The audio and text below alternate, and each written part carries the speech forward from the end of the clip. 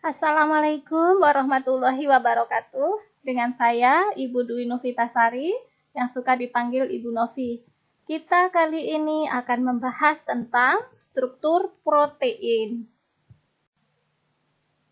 Tujuan pembelajaran ini diharapkan setelah mengikuti perkuliahan, mahasiswa mampu menjelaskan tentang apa itu asam amino, kemudian fungsi dari asam amino, strukturnya ada 3 gugus penyusun asam amino, kemudian asam amino yang akan membentuk polipeptida, apa saja ikatan penyusun protein tersebut, kemudian struktur dari polipeptida, struktur protein, serta terakhir kita akan membahas tentang denaturasi protein.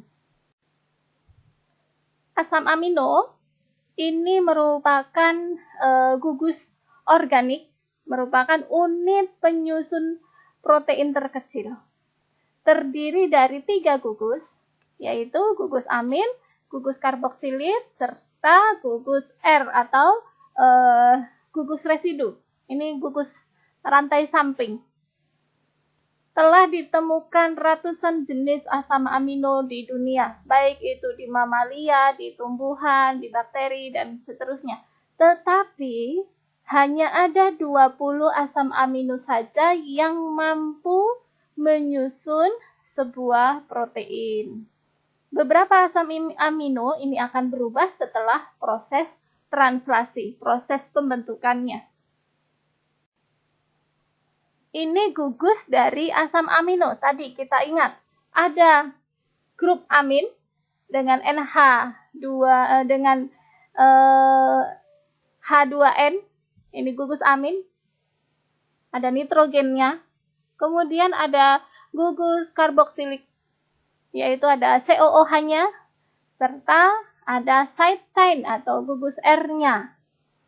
Nah, side chain ini yang membedakan nama-nama dari setiap asam amino. Jadi gugus R ini bisa tersusun dari hanya hidrogen, hanya satu atom saja, bisa ditambah oksigen, tambah sulfur, bahkan tambah gugus yang besar.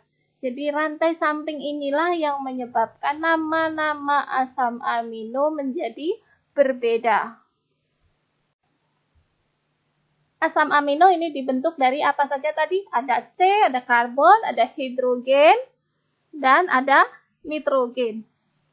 Setiap sel tubuh ini bisa mengandung beberapa protein. Ya, bahkan dari sel saja, di membran sel, ya, kemudian di intraselnya, di nukleusnya itu banyak protein di situ. Sekitar 3 bagian tubuh itu adalah protein. Asam amino dikategorikan ada yang esensial dan ada yang non-esensial. Makna dari esensial dan non-esensial bukan makna penting atau tidak penting ya, tetapi maknanya adalah apakah tubuh kita bisa memproduksi sendiri atau tidak. Disebut esensial apabila sel kita sendiri tidak bisa membentuk asam amino tersebut. Sedangkan non-esensial berarti tubuh kita mampu membentuk sendiri, melakukan biosintesis sendiri. Kita pelajari tentang fungsi dari asam amino. Fungsinya, baik asam aminonya dan turunannya, ini dapat membentuk contoh komponen lipid. Ya, komponen lipid salah satunya adalah fosfolipid. Ada asam amino namanya serin. Serin itu ada di fosfolipid. Kemudian ada glisin. Glisin ini salah satunya membentuk bile salt, garam empedu. Beberapa asam amino berfungsi juga sebagai neurotransmitter. Neurotransmitter yaitu mediator kimia di dalam tubuh untuk komunikasi sel apa? Sel neuron satu dengan neuron yang berikutnya. Juga asam amino bisa membentuk hormon. Ingat kembali pembelajaran tentang hormon bahwa hormon bisa disusun oleh asam amino, protein, berarti dia soluble hormon. Kalau yang dari kolesterol, steroid, dia insoluble hormon. Kemudian asam amino penting dan kadang esensial, bisa sebagai penyusun dan komponen di dalam makanan, di dalam diet kita. Asam amino yang spesifik bisa menjadi prekursor metabolit lainnya. Jadi dia bisa dirubah menjadi hal lainnya. Ini pertukaran di dalam tubuh. Contoh, asam amino dalam proses gluconeogenesis, alanin. Ada banyak ya. Ini adalah asam amino yang bersifat glukogenik. Asam amino yang bisa dikonversi menjadi glukogenik, menjadi glukosa, penyusun glukosa. Contoh dari asam amino glukogenik ini dalam proses gluconeogenesis, pembentukan glukosa dari bahan non-karbohidrat. Kapan kita melakukan ini? Saat kita dalam keadaan berpuasa, maknanya adalah sel kekurangan bahan bakar dari glukosa. Contohnya ada hidroksiprolin, ada serin, sistein, treonin, glisin. Ini bisa membentuk asam pirufat. Asam pirufat sendiri ini adalah produk dari glikolisis. Kemudian ada triptofan. Ini dapat menjadi alanin yang selanjutnya dapat dirubah menjadi asam pirufat. Ada tirosin. Tirosin ini bisa menjadi fumarat. Fumarat adalah produk yang terbentuk selama proses siklus Krebs. Kemudian ada isoleusin, metionin, valin. Ini bisa menjadi suksinil-CoA. Suksinil-CoA didapat dari mana? Ini juga dalam proses siklus Krebs. Ada histidin, ada prolin, ada glutamin, kemudian ada arginin. Ini menjadi alfa-ketoglutarat. Alfa-ketoglutarat ini sebagai ujung dan awal dari siklus Krebs. Alfa-ketoglutarat akan bereaksi dengan asetil-CoA untuk menjadi asam sitrat. Kemudian di akhir reaksi, akhirnya akan terbentuk kembali alfa-ketoglutarat. Nah, itu adalah asam amino yang bisa dikonversi menjadi glukosa. Makanya disebut sebagai asam amino glukogenik, menjadi prekursor molekul metabolit lainnya. Kemudian ada juga asam amino yang membantu pada proses pembentukan nukleotida. Nukleotida apa saja? Masih ingat adenosin trifosfat? Nah, itu adalah bentuk nukleotida. Adenosin monoposfat, adenosin difosfat, ATP, ADP, ya, AMP.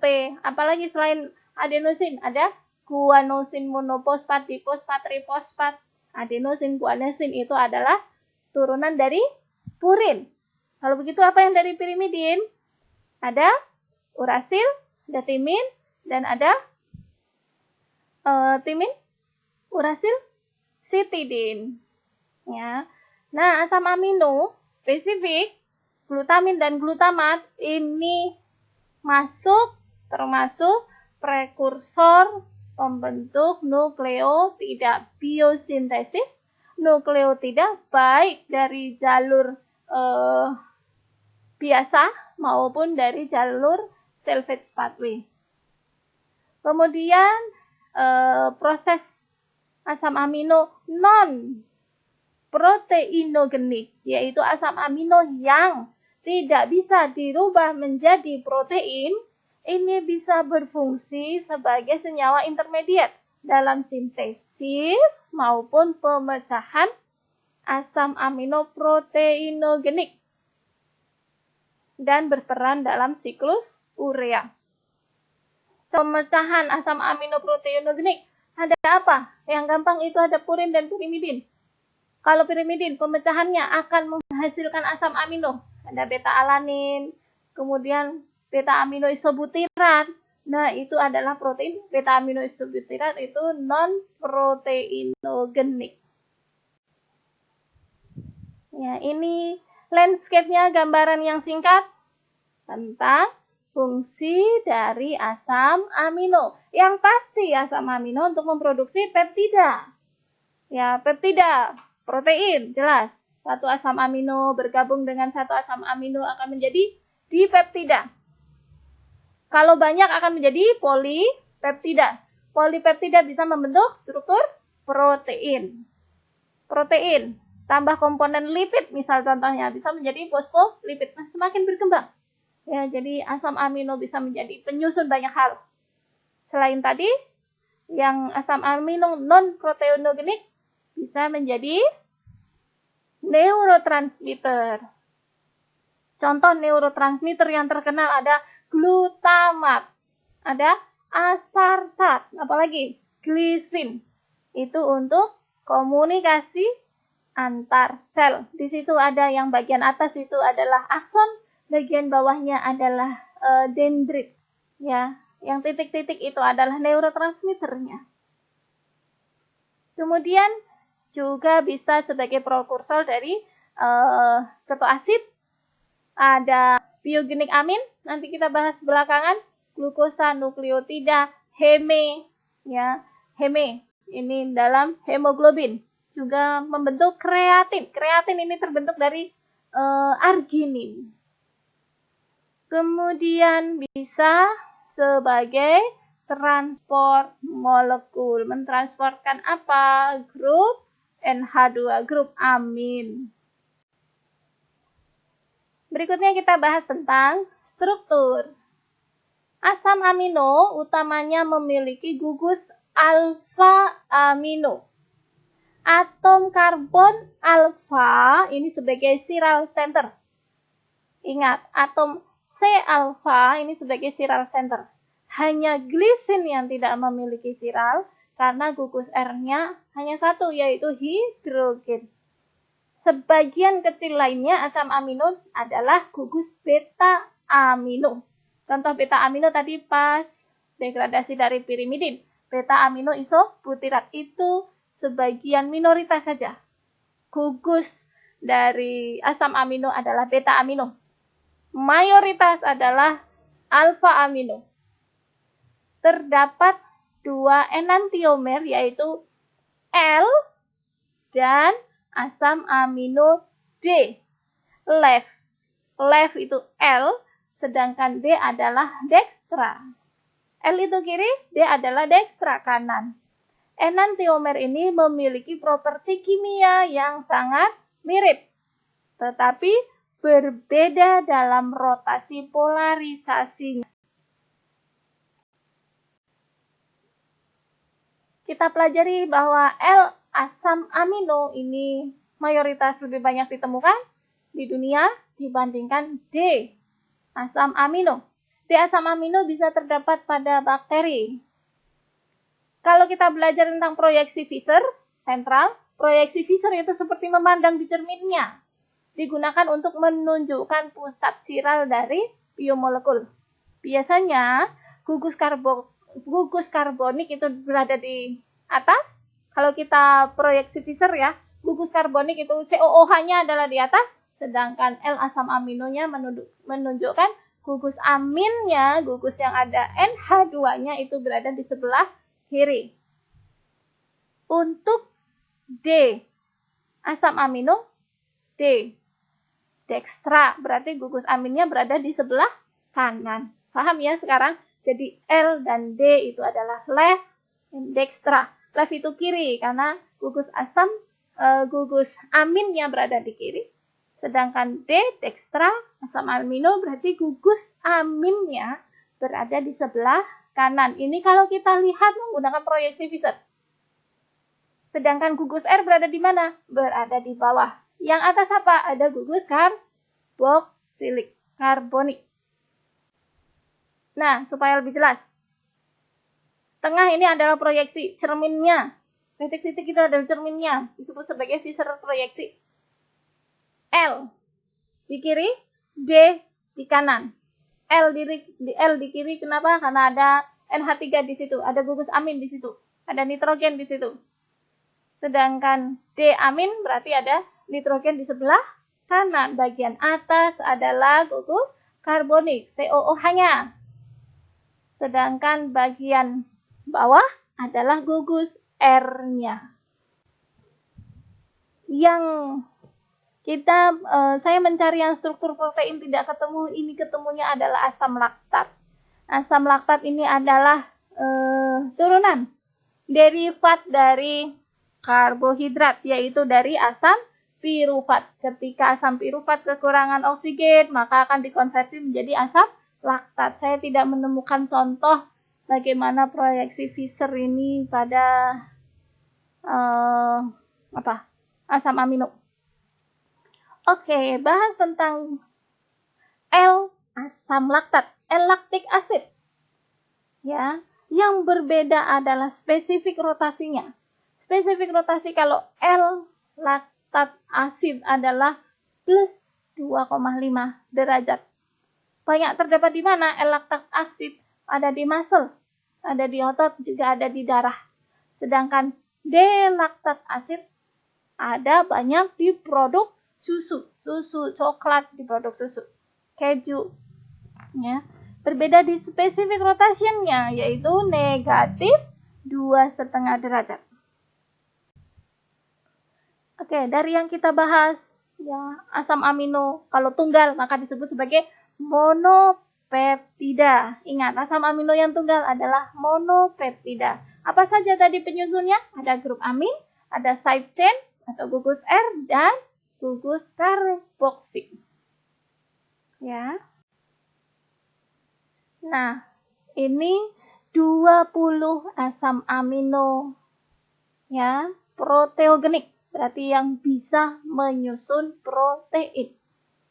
Ada glisin, simbolnya tadi hanya dipakai 3 huruf pertama. Glisin, kita ambil gli atau G. Alanin, valin, leusin, isoleusin. Ini yang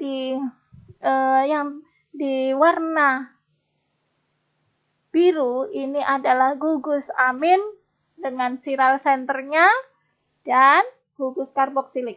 Apa yang membedakan? Ada H, ada CH2, ya ada C3H5 dan seterusnya. Itu adalah rantai samping.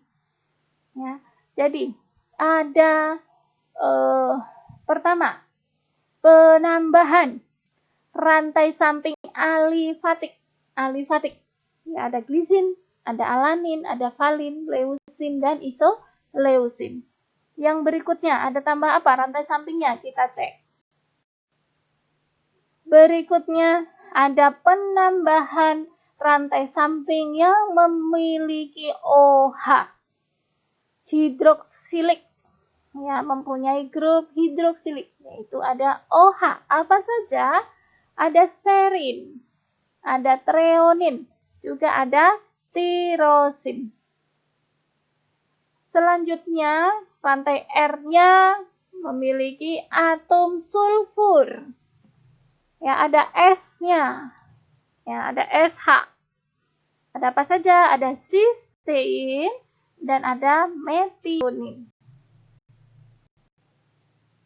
Selanjutnya ada mengandung gugus asam atau bahkan grup amidanya sendiri. Ada asam aspartat. Ada asam aspartat, ada asparagin, kemudian asam glutamat dan glutamin. Ini asam glutamat dan glutamin ini yang bisa membentuk purin dan pirimidin. Kemudian gugus R-nya yang mengandung basic groupnya. Contohnya adalah arginin, lisin, dan histidin. Arginin tadi bisa membentuk kreatin. Kreatin adalah gugus fosfat yang berenergi paling tinggi, bahkan lebih tinggi dibandingkan ATP. Arginin juga prekursor hormon, nitric oxide. Nanti bisa dipelajari ya. Selanjutnya memiliki cincin aromatik. Gugus R-nya ada lingkaran aromatiknya. Ada histidin, ada penilalamin, alanin, kemudian ada tirosin triptofan. Ini kalau kalian memperhatikan produk susu, ya, ibu-ibu muda itu dibombardir, berikan anak Anda susu yang mengandung tirosin triptofan karena akan meningkatkan kecerdasan. Ya, itu adalah branding iklan. Sebetulnya tirosin triptofan ini bisa diproduksi sendiri. Kemudian ada asam imuno, yaitu gugus asam amino prolin. Ada asam amino esensial, yaitu ada histidin, isoleusin, leusin, lisin, metionin, fenilalanin. Kemudian ada triptofan, treonin, dan valin. Ini yang mayoritas kita harus dapat dari luar. Totali harus dapat dari luar, dari diet. Selanjutnya kita belajar tentang asam amino yang tidak mampu membentuk protein, yaitu asam amino non-proteogenik. Apa saja? Di sini ada ornitin, kemudian ada citrulline, ada L-dopa, dan selenocysteine. Dipercayai sekarang para ilmuwan sedang membuktikan apakah benar ataukah salah bahwa selenocysteine ini bisa menyusun protein atau tidak. Sementara kan hanya ada 20 asam amino yang bisa menyusun protein di dalam tubuh. Nah, kandidat ke-21 yang masih dalam tahap penelitian terus-menerus adalah selenocysteine. Kita pelajari masing-masing fungsinya. Asam amino ornitin ini merupakan analog dari bentukan dari lisin dengan rantai samping yang lebih pendek. Dia berfungsi mentransfer residu karbamoil ke citrulline. Ya, ini untuk menurunkan juga apa fungsi karbamoil ke citrulline dalam proses pembentukan purin, ya, bisa ada transfer residu karbamoil fosfat.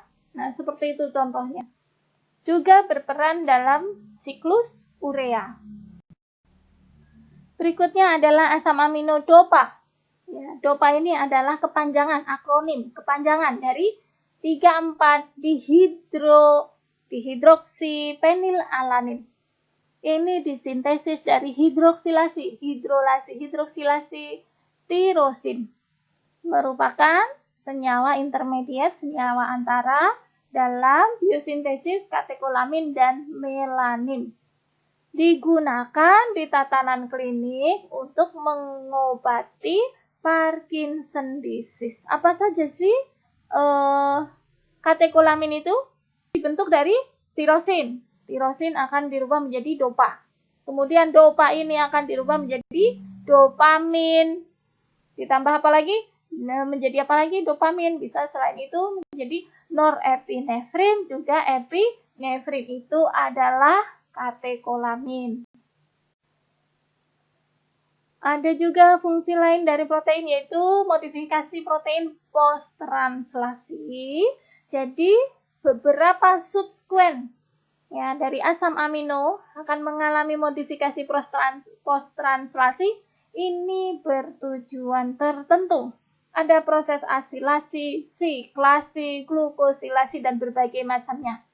Contoh, asilasi, ya, ketika grup alfa amino bebas pada N-terminus diblok oleh residu asil, maka itu proses asilasi. Proses siklasi, proses membentuk cincin, spiral. Gugus C pada grup karboksilat terminal dapat mengalami siklasi menjadi gugus piroglutamat. Ada juga rantai samping serin dan arginin dapat saling terkait akan membentuk oligosakarida. Oligosakarida. Ini dalam proses glukosilasi. Jadi serin dan asparagin ini bisa berperan dalam gluconeogenesis. Ada residu serin dan tirosin. Ini terkenal sekali, residu serin dan tirosin. Dia akan mampu mengalami fosforilasi. Kenapa serin dan tirosin? Karena dia mempunyai gugus fosfat. Banyak enzim yang katalisasinya menggunakan fosforilasi pada gugus ini. Enzim, kemudian reseptor, ya. Contoh reseptor pada sel B. Sel B ingat adalah sel imun yang bisa membentuk antibodi. Nah, aktivasi sel B, sel T itu juga fosforilasi pada residu serin dan tirosinnya. Kemudian ada residu aspartat dan histidin juga bisa mengalami fosforilasi. Gugus glutamat pada faktor koagulasi bisa mengalami karboksilasi. Ini berperan pada proses pembekuan darah. Kemudian ada modifikasi residu tirosin. Tirosin bisa menjadi iodin tirosin. Ada residu lisin, bisa mengalami asetilasi maupun kebalikannya. Deasetilasi ini mengontrol aktivitas genetik dalam sel. Kemudian ada berbagai koenzim dan juga kofaktor yang melakukan ikatan kovalen. Ikatan kovalen dengan siapa? Bisa dengan ubikuitin. Maka prosesnya disebut ubikuinasi. Kalau sudah ditempeli ubikuitin, maka terjadi degradasi protein atau pemecahan protein. Kemudian ada lisin, prolin pada kolagen bisa mengalami hidroksilasi supaya membentuk struktur yang lebih stabil. Residu sistein pada membran plasma bisa mengalami prenilasi, yaitu untuk menandai protein tertentu dalam membran sel. Bisa sebagai reseptor, kenapa? Maka harus ditandai. Kemudian bagian yang lainnya, asam amino bisa sebagai biogenik amins. Bahwa beberapa asam amino didegradasi melalui proses dekarboksilasi. Reaksi ini memberikan keuntungan terbentuknya biogenik amin. Beberapa biogenik amin mampu menjadi komponen biomolekul yang penting dalam tubuh. Contoh, asam aminonya namanya adalah serin. Ketika didegradasi menjadi biogenik amin, namanya adalah etanol amin. Fungsinya sebagai penyusun glutamat. Sistein, gugus aminnya adalah sisteinamin. Ini merupakan komponen dari koenzim A. Koenzim A ini berperan sebagai katalisator. Treonin, aminopropanolol, komponen dari vitamin B12. Aspartat, ketika didegradasi bisa menjadi beta-alanin. Ini juga merupakan komponen dari koenzim A. Ada lagi, contohnya glutamat. Ketika didegradasi, glutamat bisa menjadi Y-aminobutirat. Fungsinya sebagai neurotransmitter, pembentuk GABA. Ada histidin. Histidin ini sebagai pembentuk histamin. Histamin itu adalah hormon. Ya, bisa sebagai mediator dan juga sebagai neurotransmitter. Asam aminonya dopa, gugus aminnya menjadi dopamin. Ini menjadi neurotransmitter. Kemudian ada 5-hidroksitriptofan. Ini menjadi serotonin, menjadi hormon. Fungsinya untuk mediator sebagai hormon tadi, dan seringnya menjadi neurotransmitter, neurohormon, neurotransmitter. Next, setelah kita belajar tentang monopeptida, kita akan belajar tentang polipeptida. Pertama, pelajari nomenklaturnya, cara penamaan dari peptida. Ada, tadi kita juga sudah bahas, ada N-terminus, ada C-terminus. Ujung N karena ada gugus aminnya. Ujung C karena ada gugus karboksinya, COO-nya. Nah, jadi ada aminoterminus. Kemudian residunya, residu 1, 2, 3, 4 ini adalah asam amino misal glisin, dengan lisin, dengan serin, dengan tirosin, tritofan, dan seterusnya. Ya, ada N-terminus sebelah kiri dan C-terminus sebelah kanan.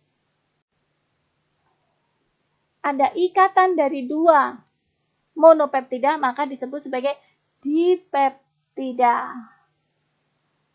Ikatan dari 3 monopeptida disebut tripeptida.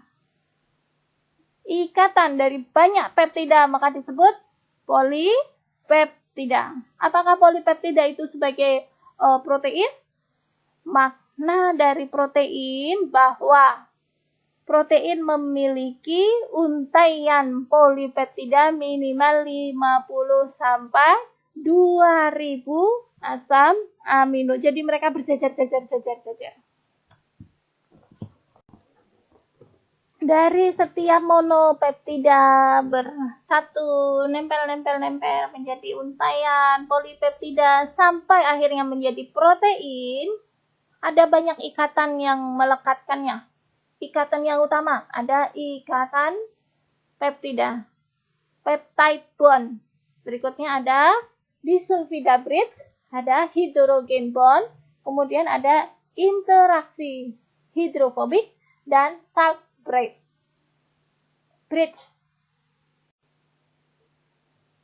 Kita pelajari yang pertama, ikatan peptida. Ikatan peptida merupakan ikatan yang terjalin antara dua asam amino, mengikat grup karboksilid alfa dengan grup amino alfa. Jadi grup C dengan grup N-nya. Dua peptida yang dihubungkan melalui ikatan peptida akan disebut dipeptida. Contoh, serin memiliki grup amino bebas, sedangkan alanin memiliki grup karboksilat yang bebas. Ketika mereka bersatu dengan ikatan peptida, maka akan menjadi serin alanin. Ada disulfida bridge. Ini adalah menyatukan sulfur dengan sulfur. Jadi ada disulfida bridge. Di itu maknanya dua sulfur yang digabungkan. Jembatan disulfida ini terdapat dalam struktur protein tersier dan kuarterner. Contoh protein dengan jembatan disulfida adalah flavin dan hem. Flavin ini adalah turunan vitamin B. Hem ini ada di hemoglobin. Dibentuk dari ikatan SH yaitu sulfur hidrogen secara kovalen pada residu sistein melalui proses oksidasi. Kemudian ada hidrogen bond, ikatan hidrogen. Ini merupakan tipe spesial dari ikatan non-kovalen, tetapi penting dalam biokimia. Donor hidrogennya yaitu ada OH, NH, SH, ya, karena dia mempunyai H, akan berinteraksi dengan elektron bebas seperti ONS-nya.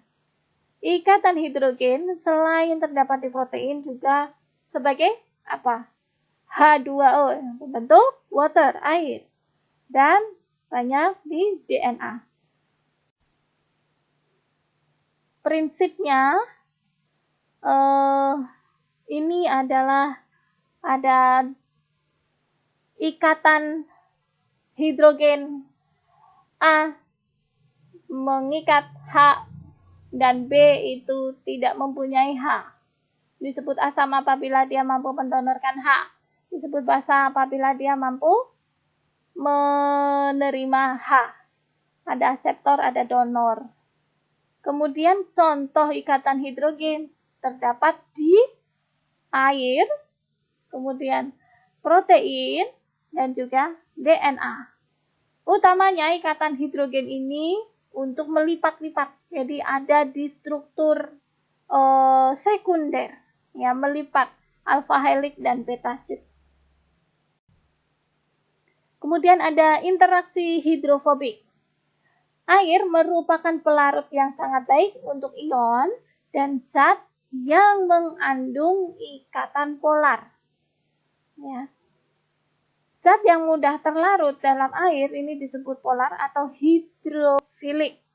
Sedangkan interaksi hidrofobik karena zat ini tidak mudah larut di dalam air, maka disebut non-polar atau hidrofobik.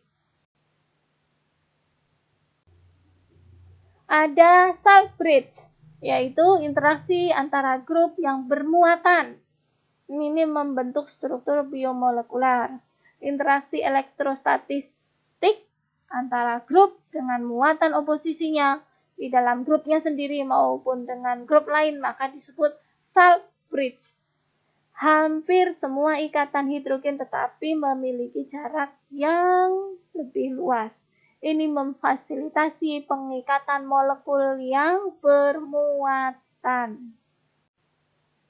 Next, kita berikutnya adalah membahas struktur protein. Ya, jadi untuk menjadi protein yang berfungsi, ada struktur pertamanya primer. Ya, setelah proses translasi itu adalah struktur primer. Nanti setelah dilipat-lipat menjadi struktur sekunder.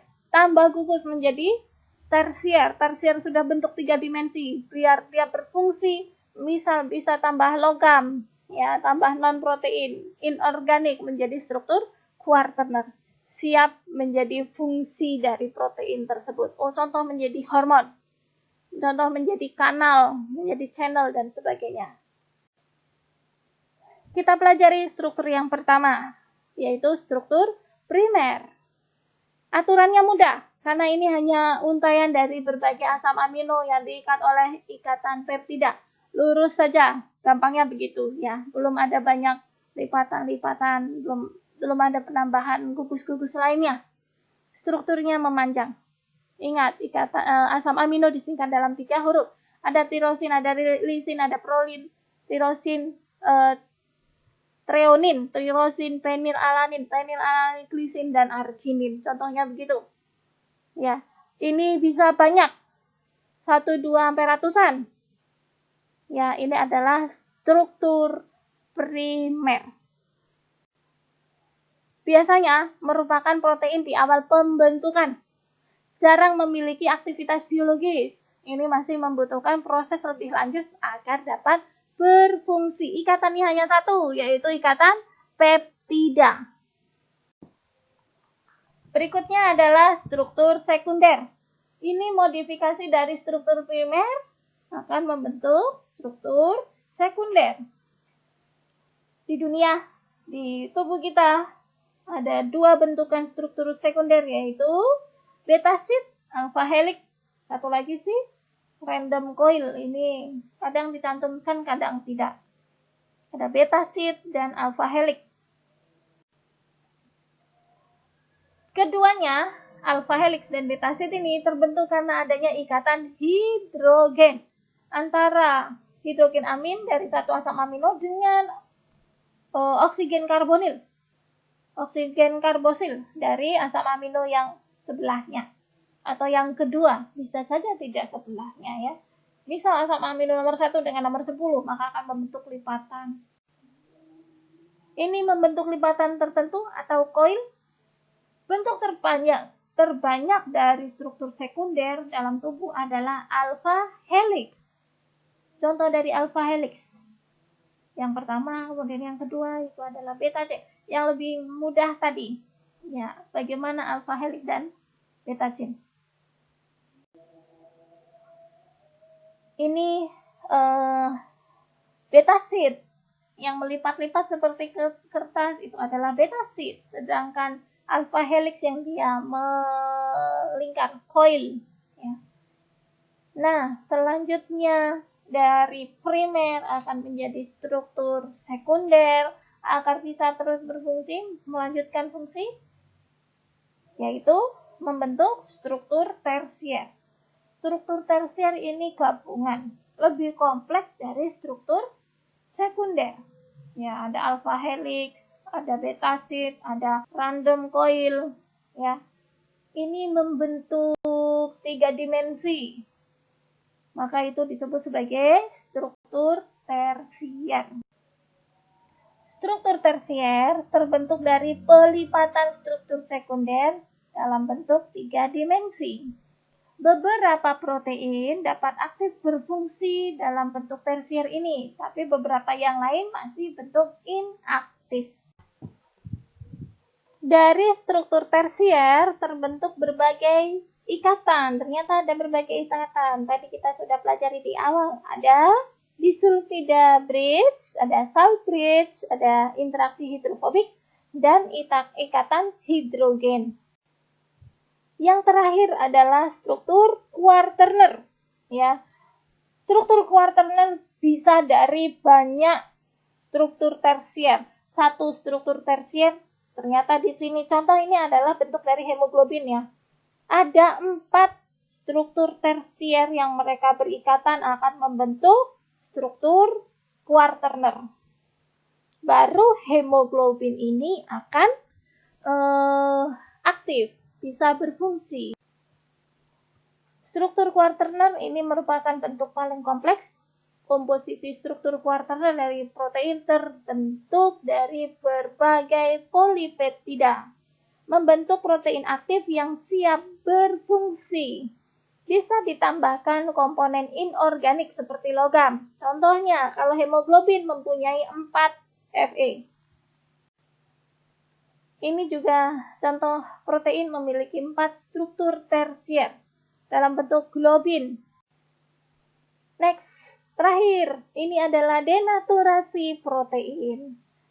Denaturasi, proses degradasi kerusakan protein ya, terjadi ketika ada kerusakan ikatan pembentuk bodi proteinnya. Ada kerusakan pada ikatan peptidanya, ikatan hidrogennya, ikatan hidrofiliknya atau jembatan disulfida, salt bridge-nya. Nah, di situ ada kerusakan-kerusakan ikatan itu, maka akan terjadi denaturasi protein.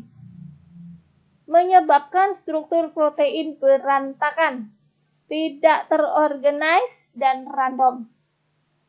Apa penyebab denaturasi protein? Yang mudah, kalian melebus telur di situ banyak proteinnya.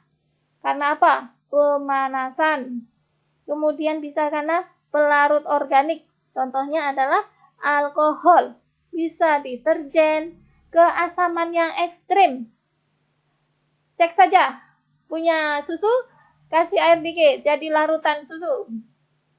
Kasih jeruk nipis, ya, keasaman yang ekstrim.